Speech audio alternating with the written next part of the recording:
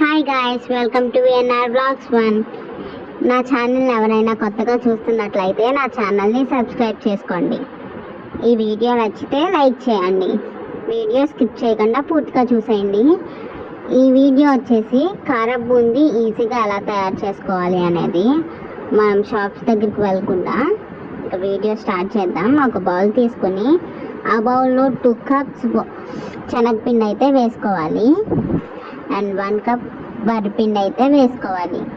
2 cups తీసుకున్నాం కదా శనగపిండి, 1 cup వేసుకుంటే సరిపోద్ది. టేస్ట్కి తగ్గగా సాల్ట్ అయితే వేసుకోండి.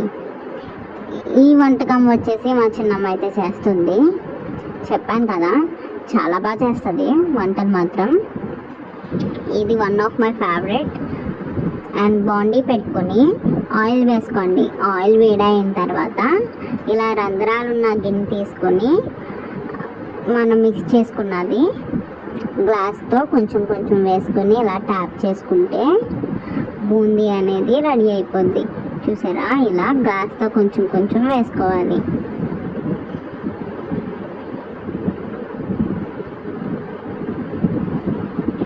అవి లైట్ గోల్డెన్ షేడ్ వచ్చేంత వరకు ఫ్రై చేసుకోవాలి.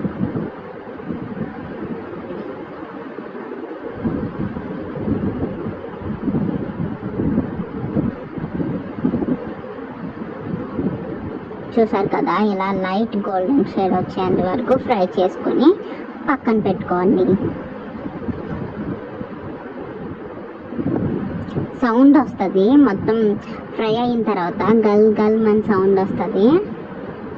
గజ్జలు అనుకున్నారేమో, కాదు, ఈ బూందీనే సౌండ్ వస్తుంది. అంటే బాగా కుక్ అయినట్టు అనమాట. సౌండ్ వస్తుంది గల్ గల్ మని. పట్టెలు కాదండోయ్. అలానే మిగతా పిండి మొత్తం ఇలా అయితే చేసేసుకోండి.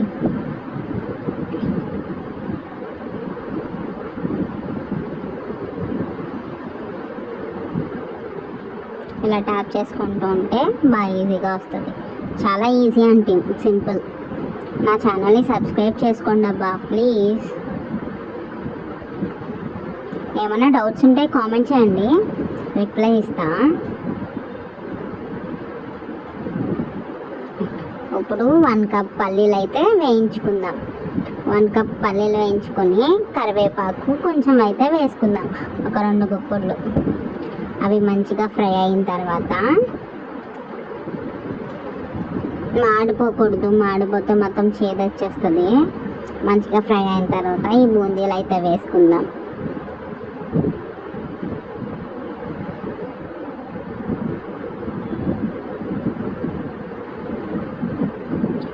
కొంచెం కారం అయితే వేసుకుందాం. ఎక్కువ వేసుకోకూడదు, కొంచెమే వేసుకోవాలి.